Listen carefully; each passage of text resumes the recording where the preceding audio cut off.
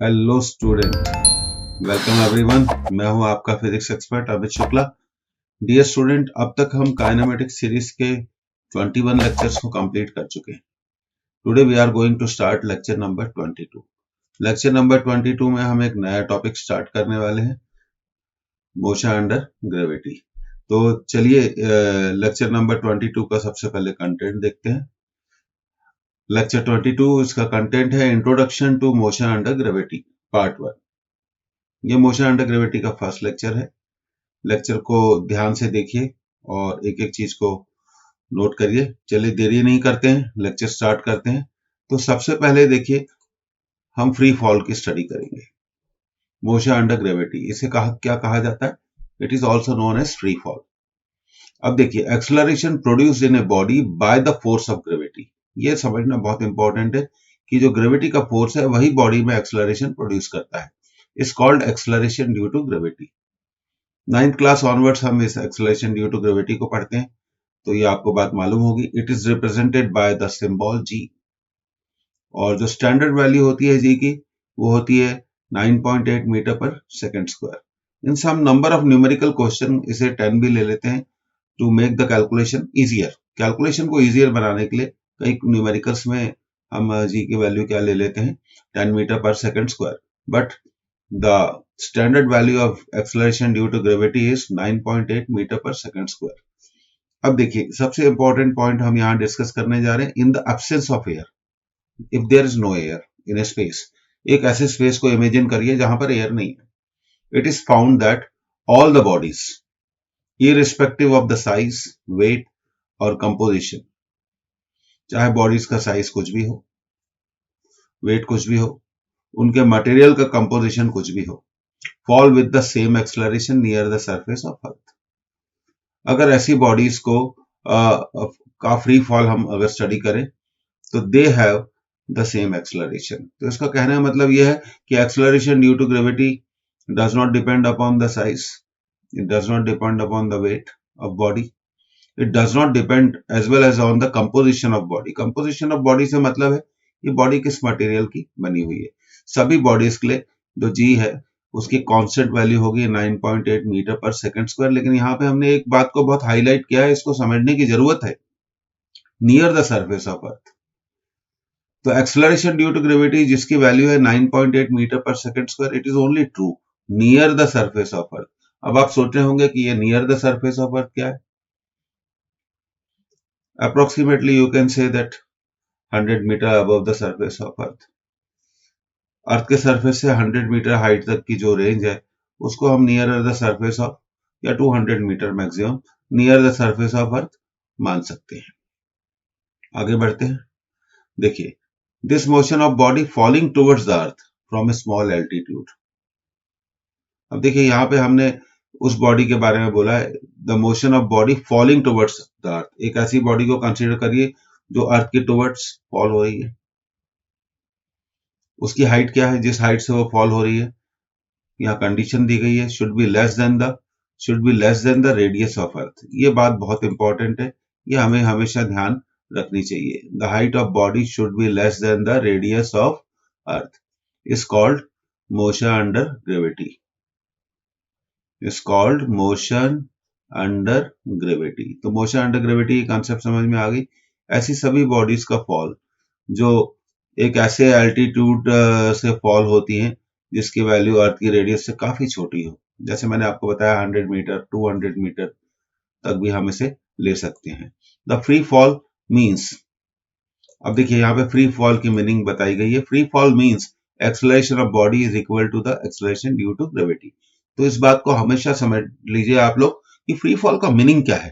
Free fall का meaning है कि जब भी एक वर्ड फ्री फॉल यूज किया जाए तो उसका मतलब यह है कि बॉडी का जो एक्सलरेशन है, the acceleration of acting on the body, दूसरे वर्ड्स में कहे acceleration acting on the body must be equal to the acceleration due to gravity.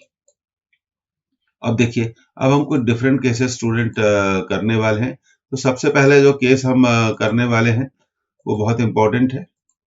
If a body is projected vertically upward from the ground, एक ऐसी body को consider करिए जिसे project किया गया है vertically upward, in vertically upward direction from the ground. देखिए ये रही बॉडी, और सपोज इस बॉडी को आपने कितनी वेलोसिटी दी, u। अब इस ऐसी बॉडी के लिए इक्वेशन ऑफ मोशन कैसे लिखें, तो यहां डायरेक्शन का भी सेंस दिया गया है कि देखिए taking initial position as origin, body की इनिशियल पोजीशन कहां ले लें हम, ओरिजिन पे ले लें, and direction of motion vertically up as positive.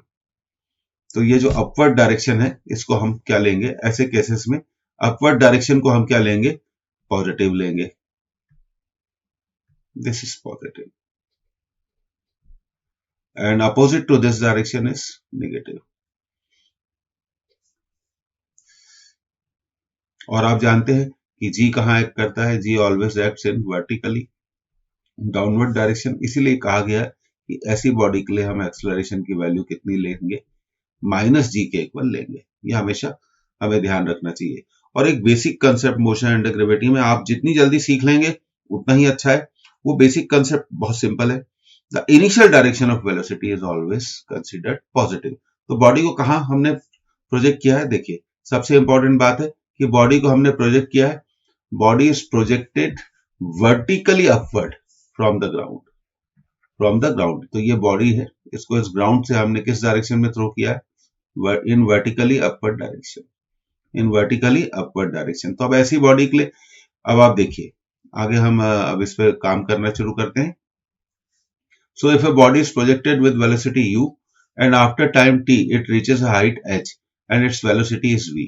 तो देखिए सपोज करिए बॉडी की वेलोसिटी क्या है, इनिशियल वेलोसिटी बॉडी की कितनी है u, यहां पर टाइम हो गया 0 सेकेंड और यहां पर टाइम हो गया t सेकेंड, और t सेकेंड में बॉडी ने वर्टिकली अपवर्ड डायरेक्शन में कितना डिस्टेंस ट्रेवल किया, h।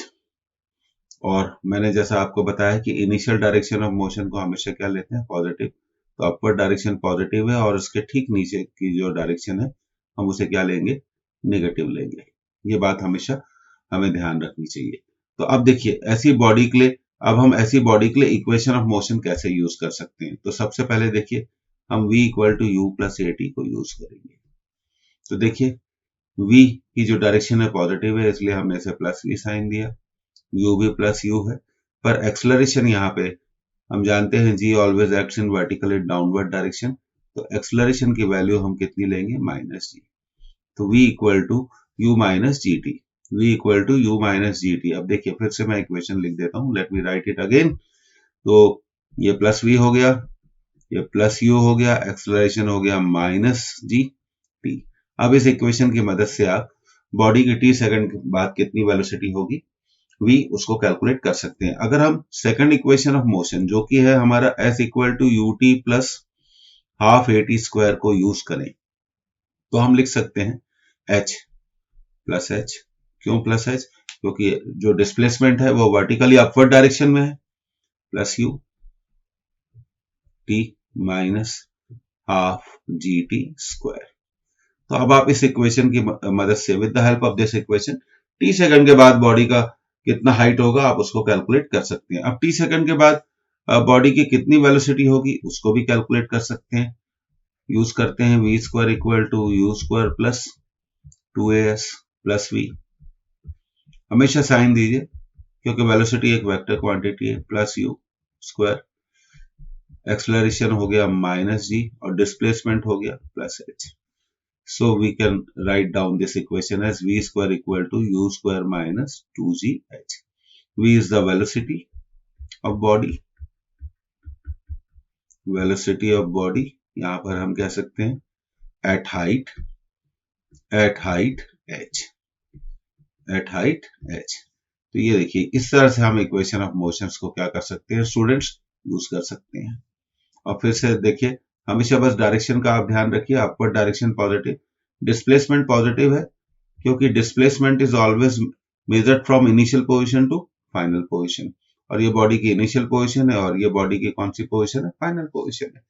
तो इक्वेशन ऑफ मोशन कैसे यूज करेंगे मोशन अंडर ग्रेविटी में, ये एक इंपॉर्टेंट कंसेप्ट है। तो ऐसे इक्वेशन हमने आपको यूज करके बताया, ये कब यूज करेंगे, when body is projected in vertically upward direction with velocity u from the ground. ठीक है, तो इस तरह से हम ये तीनों इक्वेशंस को क्या कर सकते हैं स्टूडेंट्स, यूज कर सकते हैं। आगे बढ़ते हैं।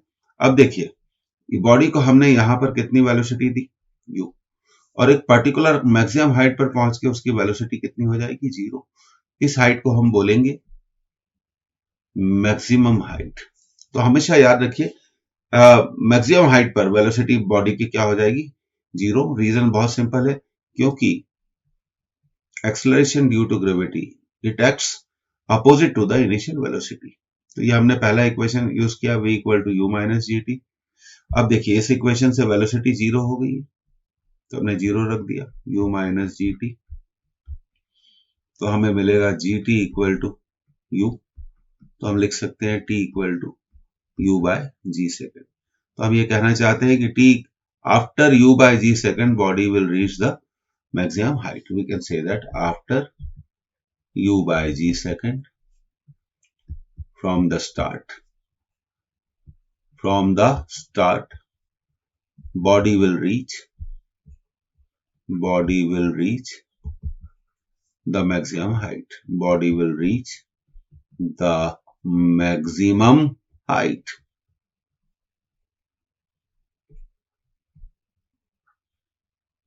इसे टाइम ऑफ असेंट भी कहा जाता है। बहुत सिंपल था कि मैक्सिमम हाइट पर वेलोसिटी क्या हो जाती है, मैक्सिमम हाइट पर बॉडी की वेलोसिटी क्या हो जाती है, 0। हमेशा इस बात को याद रखिए।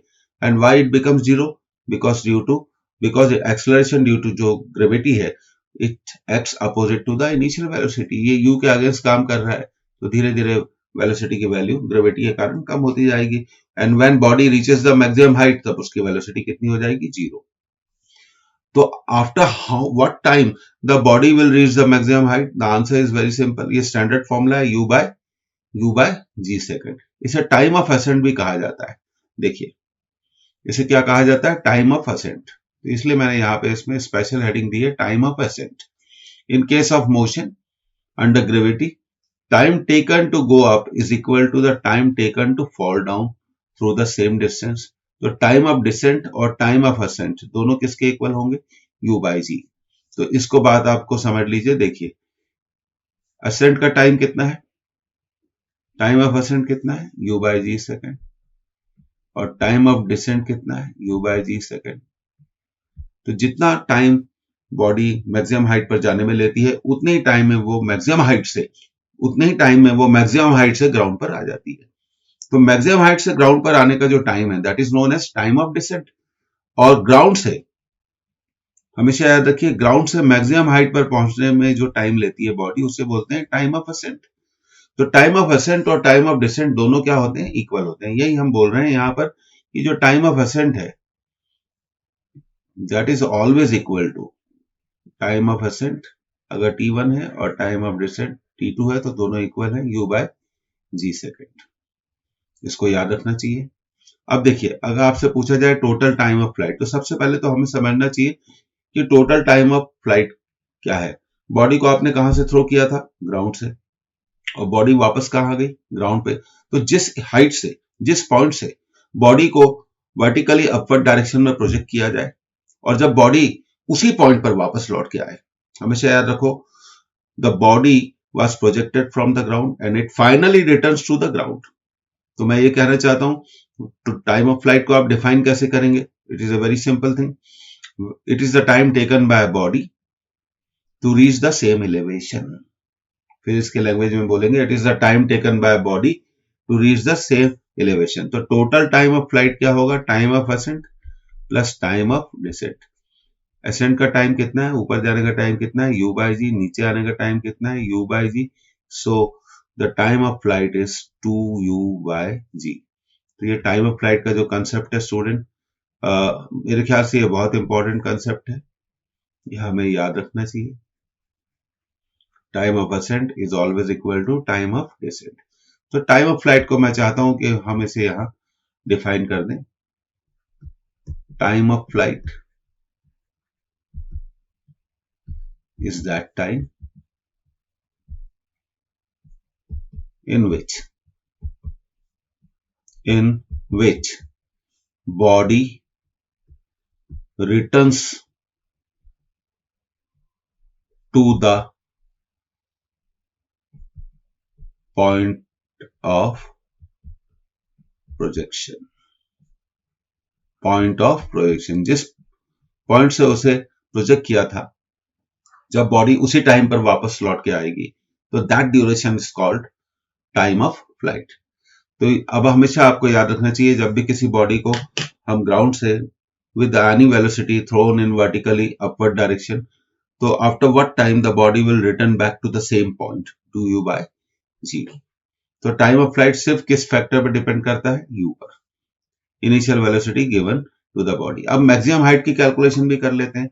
अब जब हम जानते हैं कि ये देखिए, सपोज करिए ये मैक्सिमम हाइट है और बॉडी का इनिशियल वेलोसिटी कितना है, u। जब बॉडी मैक्सिमम हाइट पर जाएगी तब उसका वेलोसिटी कितना हो जाएगा, 0।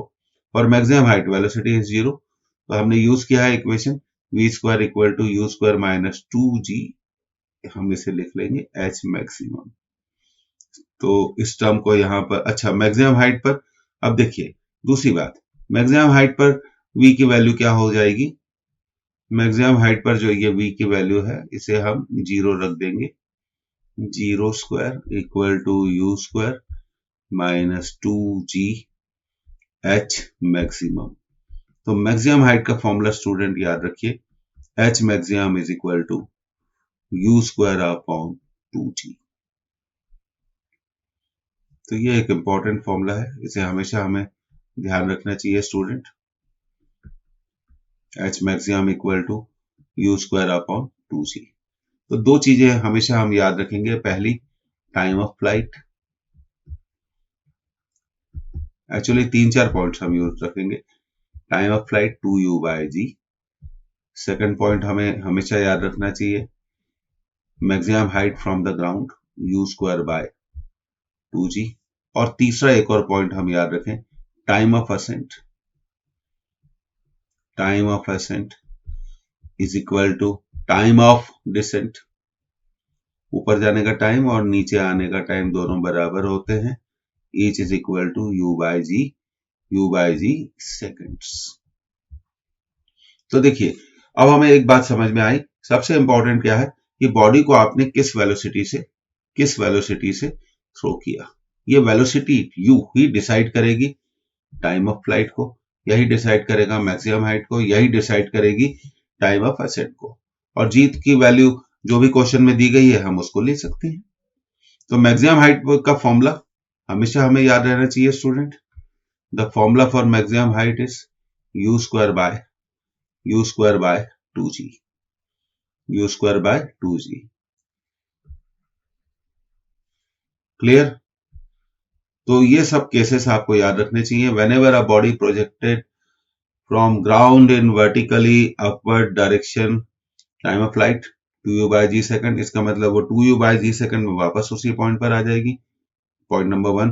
Point number 2, time of ascent u by g second, ऊपर जाने का टाइम, मैक्सिमम हाइट पर, ग्राउंड से मैक्सिमम हाइट पर जाने का time, time of ascent that is u by g second, maximum height से वापस ग्राउंड पर आने का time, time of descent that is u by g second, और ग्राउंड से वापस ग्राउंड पर आने का time that is known as time of flight, and that you should remember 2u by g second. बिल्कुल जब न्यूमेरिकल्स आए तो डायरेक्ट इन फॉर्मूले को आप अप्लाई कर सकते हैं, पर केस आपको याद रखना पड़ेगा, body is projected vertically upward from the ground, बस इस बात को आपको याद रखना है। तो आगे बढ़ते हैं स्टूडेंट, मैक्सिमम हाइट के बारे में तो हम बात ही कर चुके हैं। अब देखिए जो मैक्सिमम हाइट का जो फॉर्मूला है यू स्क्वायर बाय 2g, हम कह सकते हैं कि maximum height is proportional to what, u square. तो अगर हम वेलोसिटी को चेंज करेंगे, अगर हम u को चेंज करेंगे तो मैक्सिमम हाइट भी चेंज हो जाएगी। तो यहां पर हम एक प्रोपोर्शन फॉर्मूला बना लेते हैं, h maximum 1 upon h maximum 2 equal to u1 square upon u2 square. उसी तरह आप टाइम ऑफ फ्लाइट को भी, तो एक पॉइंट आप नोट कर लीजिए, maximum height only, maximum height only depends upon, only depends upon the initial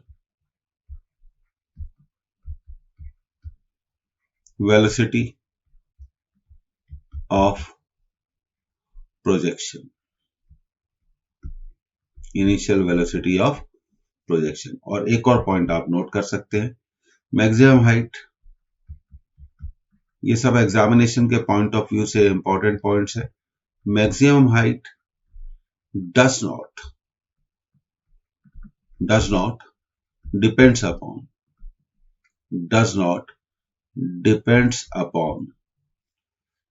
the mass of body.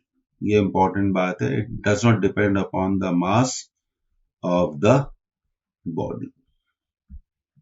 Mass important नहीं है, सिर्फ initial velocity of projection he important है। आगे बढ़ते हैं स्टूडेंट। तो ये दो पॉइंट आपके बहुत इंपॉर्टेंट पॉइंट है, इसको आपको हमेशा क्या रखना चाहिए, याद रखना चाहिए। Maximum height does not depend upon the mass of the body, और maximum height only depends upon the initial velocity.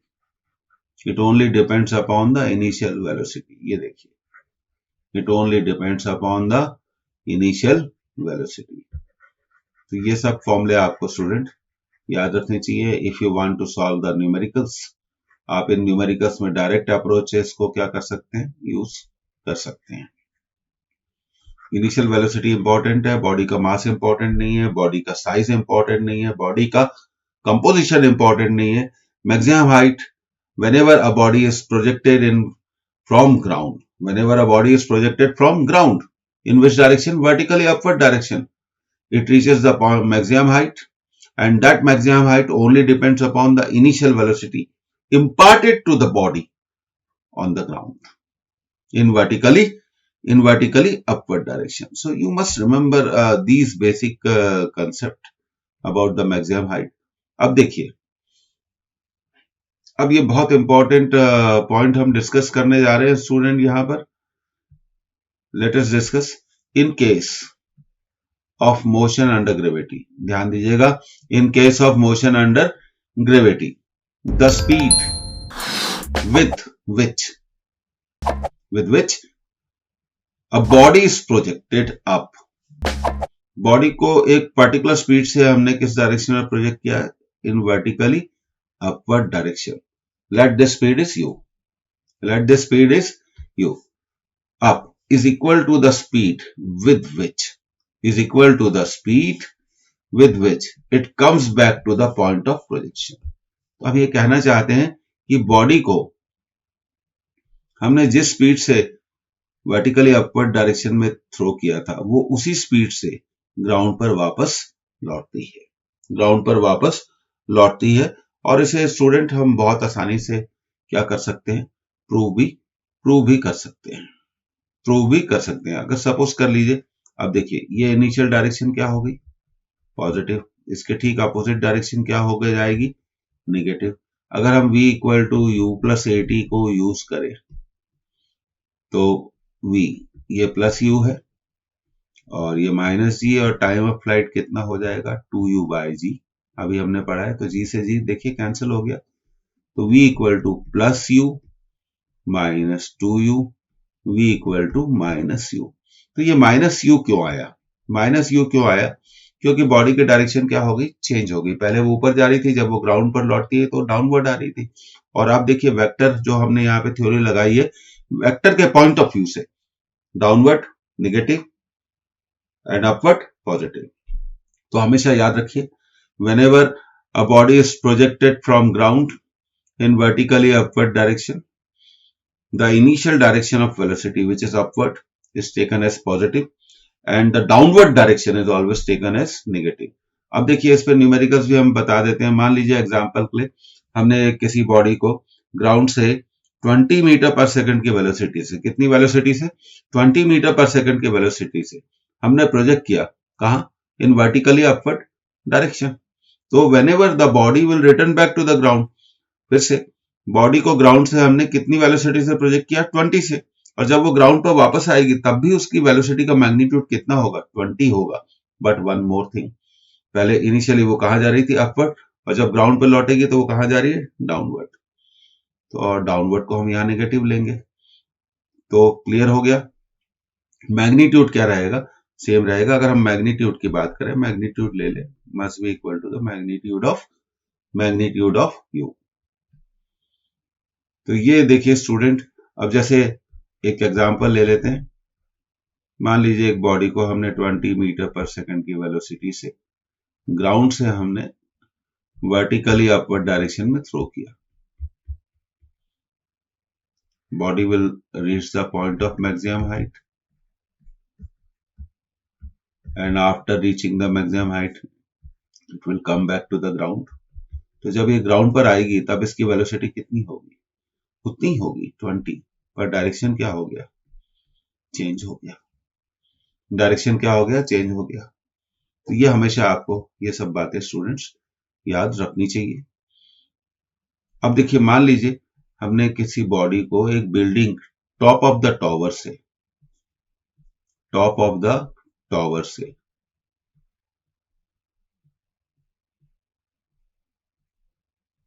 हमने वर्टिकली अपवर्ड डायरेक्शन में हमने बॉडी को मान लीजिए वेलोसिटी दी 5 मीटर पर सेकेंड। तो initially body will go up, और जब उसी पॉइंट ऑफ प्रोजेक्शन उसी हाइट पर वापस लौटेगी तब उसकी वेलोसिटी कितनी होगी, 5 मीटर पर सेकेंड की होगी। तो ये दो बातें आपको स्टूडेंट्स याद रखनी चाहिए, ये बहुत इंपॉर्टेंट है। आगे बढ़ते हैं।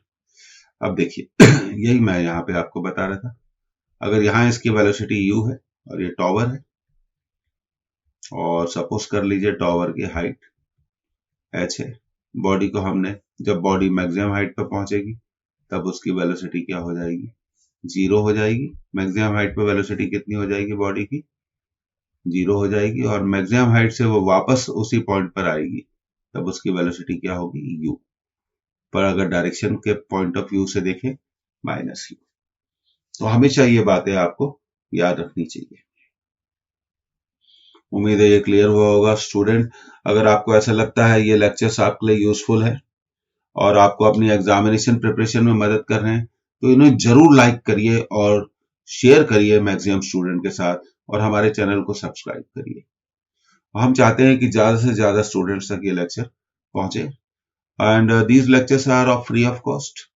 You should take advantage of these lectures, क्योंकि ऐसे बहुत सारे स्टूडेंट्स हैं जिनके पास कोचिंग फैसिलिटीज अवेलेबल नहीं है। हम चाहते हैं कि उन स्टूडेंट्स तक भी ये लेक्चर पहुंचे, और जैसा हमने आपको प्रॉमिस किया था, जैसा एक इंस्टीट्यूट में पढ़ाया जाता है रेगुलर कोर्सेज में, वैसे ही हम अपनी वीडियो लेक्चर की सीरीज को रखेंगे। और मैं ये बिल्कुल कह सकता हूं उससे ज्यादा हम पढ़ाएंगे और उससे ज्यादा कवर करेंगे। हम कुछ भी नहीं छोड़ने वाले, हर लेवल के क्वेश्चन हम करेंगे, easy level, medium level, even high level के भी क्वेश्चन हम करेंगे। पर हम टॉपिक, जैसे जैसे हमारे टॉपिक्स आगे बढ़ते जाएंगे, हम क्वेश्चंस भी हमारे क्या होते जाएंगे, एडवांस होते जाएंगे। तो स्टूडेंट आगे बढ़ते हैं। तो ये देखिए, अब ये चीजें बहुत इंपॉर्टेंट है। Graph of displacement, velocity and acceleration with respect to time for a body projected vertically upward. ये ग्राफ आपको याद रखना चाहिए। तो देखिए, ये यहां पर हमने क्या लिया, डिस्प्लेसमेंट, और यहां पर हमने लिया टाइम। ये देखिए डिस्प्लेसमेंट टाइम ग्राफ है, और इस ग्राफ की नेचर कैसी है, पैराबोलिक। इस ग्राफ की नेचर कैसी है, पैराबोलिक। लेकिन मैं आपको बताना चाहता हूं कि ये ग्राफ उसी बॉडी के लिए एप्लीकेबल है जिसे हमने ग्राउंड से थ्रो किया। देखिए ये 0 सेकंड, और ये हो गया u/g सेकंड, और ये हो गया हमारा time of flight 2u/g second. और ग्राफ कैसा है, वर्टिकली डाउनवर्ड पैराबोला। ये भी हमें याद रखना है। इस ग्राफ का नेचर कैसा है, पैराबोलिक है। अब देखिए सेकंड ग्राफ है वेलोसिटी और टाइम में खींचा गया ग्राफ। यहाँ पे हमने क्या लिया है, टाइम लिया, और यहाँ पे क्या लिया है, वेलोसिटी। ये हमने बॉडी की इनिशियल वेलोसिटी प्लस यू, जब ये पॉइंट ऑफ मैक्सिमम हाइट पे पहुंचेगी तब इसकी वेलोसिटी कितनी हो जाएगी, 0। और जब ये यहाँ पहुंचेगी तब इसकी वापस उसी पॉइंट पे लौटेगी तो वेलोसिटी कितनी हो जाएगी, माइनस यू। और ये ग्राफ क्या है, एक स्ट्रेट लाइन है। ये ग्राफ क्या है, स्ट्रेट लाइन है। और ये टाइम कितना है, u बाई जी सेकेंड, और ये टाइम है 2u बाई जी सेकेंड। अब तीसरा ग्राफ है एक्सलरेशन टाइम ग्राफ। तो जब बॉडी को हम वर्टिकली अपवर्ड डायरेक्शन में प्रोजेक्ट करते हैं तो एक्सलरेशन शुरू में क्या रहता है, up to maximum height acceleration की वैल्यू क्या रहती है, माइनस जी। और मैक्सिमम हाइट से जब वो ग्राउंड पर लौटती है तब एक्सलरेशन की वैल्यू क्या रहेगी, तब एक्सलरेशन की वैल्यू रहेगी, देखिए इस ग्राफ को मैं थोड़ा आगे भी बढ़ाना चाहता हूं, लेट मी ड्रॉ इट। ये देखिए,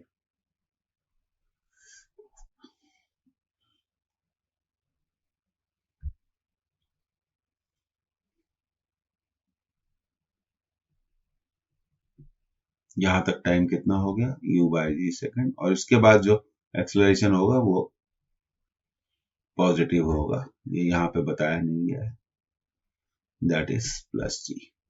तो अपवर्ड जर्नी में एक्सलरेशन क्या होगा, जब बॉडी को हम ग्राउंड से वर्टिकली अपवर्ड डायरेक्शन में प्रोजेक्ट करते हैं तो देखिए अपवर्ड जर्नी में एक्सलरेशन क्या होगा, माइनस जी। और जब वो मैक्सिमम हाइट से ग्राउंड पर वापस लौटेगी, when it will travel from maximum height to the ground, वापस आ रही है, तब एक्सलरेशन की वैल्यू कितनी हो जाएगी, प्लस जी। तो ग्राफ में एक एडिंग है, और ये टाइम कितना है, u बाई जी सेकेंड है, और यहाँ जो टाइम आ जाएगा ये कितना आ जाएगा, 2u बाई जी सेकेंड। तो उम्मीद है स्टूडेंट ये ग्राफ आपको क्लियर होंगे, और ये ग्राफ मैं कहना चाहता हूँ इंपॉर्टेंट है और कई बार एग्जामिनेशन में इन्हें पूछा गया है। इसको ड्रॉ कर लीजिए।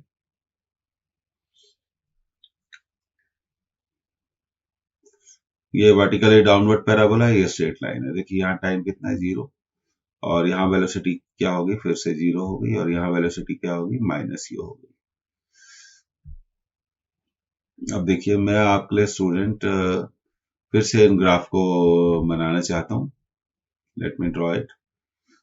जब बॉडी को वर्टिकली अपवर्ड डायरेक्शन में प्रोजेक्ट किया जाए तो ये देखिए, ये हमारा पैराबोलिक ग्राफ, यहाँ पे हमने क्या लिया है, डिस्प्लेसमेंट, और यहाँ हमने लिया है time 0 second, u by g second, 2u by g second, और ये मैक्सिमम हाइट बता रहा है, maximum height, and that is equal to u square by 2t। और ग्राफ का नेचर कैसा है, वर्टिकली डाउनवर्ड, वर्टिकली डाउनवर्ड। ये इंपॉर्टेंट ग्राफ है इसलिए मैं आपको बताना चाह रहा हूँ, वर्टिकली डाउनवर्ड पैराबोला। और ये पैराबोला का क्या कहलाता है, वर्टेक्स कहलाता है। तो पैराबोला का वर्टेक्स कितना होगा, मैक्सिमम हाइट के इक्वल होगा। ये तो एक ग्राफ हो गया। दूसरा जो पूछा जाता है एग्जामिनेशन में, ये वेलोसिटी टाइम ग्राफ, जो अभी आपको बताया था। ये देखिए, ये हमेशा ऐसे बनेगा। यहाँ वेलोसिटी कितनी है, प्लस यू, और जब बॉडी ग्राउंड पर लौट के आएगी तब वेलोसिटी कितनी होगी, माइनस यू, और इस पॉइंट पर वेलोसिटी कितनी होगी, 0। और ये टाइम होगा u बाई जी सेकेंड, और ये टाइम होगा 2u बाई जी सेकेंड। और तीसरा ग्राफ जो एक्सलरेशन टाइम ग्राफ है वो उस तरह से है, यहाँ पे हमने ले लिया टाइम, यहाँ पर हमने ले लिया एक्सलरेशन, यहाँ पे भी हम पार्टीशन करेंगे। देखिए एक्सलरेशन की वैल्यू कितनी है, माइनस जी, यहाँ टाइम है 0, और ये टाइम हो गया u बाई जी सेकेंड। और तो 0 सेकेंड पे बॉडी को कहाँ थ्रो किया गया, from the ground in vertically upward direction.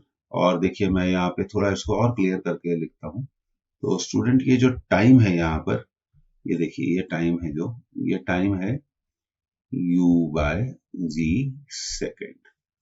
Okay, तो थोड़ा इसको और क्लियर कर देते हैं, यहाँ नहीं, थोड़ा स्पेस का प्रॉब्लम आ रहा है, अब यहाँ लिख लेते हैं। ये देखिए u बाय जी सेकेंड, और फिर ये जो टाइम है यहाँ पर आ गया time 2u by g second.